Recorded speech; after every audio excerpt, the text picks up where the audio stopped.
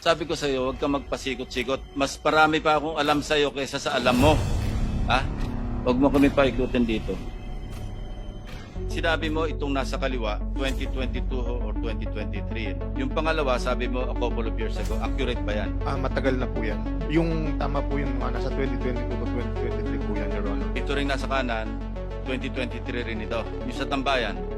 Opo, alam po nasa ganung year po yun, Your Honor. Okay, kanino yung tambayan na yan? That's a house. That's not within the premises or compound of the DEO, di ba? Opo, wala po sa Kanino compound yan? ng DEO. Sino may-ari niyang tambayan? Kaibigan po ni Boss Henry Alcantara. Si Lauren Cruz, Opo, Your Honor.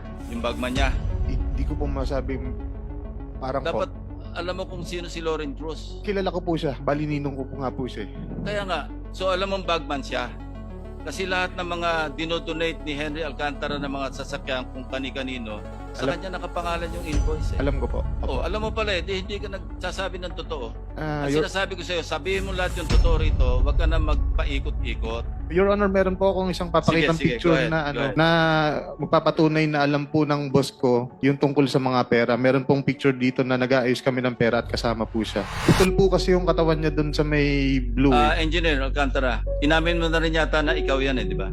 Nasa picture. Nung sa tambayan. Congress po, sabi ko lang po, hindi ko po matanda ko saan po, hindi ko po namin po. Paano mo mapapaliwanag ang litrato na ito na nandito ka, yung naka-blue na yan, na nagpaparte, ini-impake na yung limpak-limpak na salapi. Di ba? Nakunang ka ng litrato na ikaw ba mismo, ikaw ang nag-supervise kung paano i-impake, kanino ibibigay. Definitely, mga naka-karton na yan.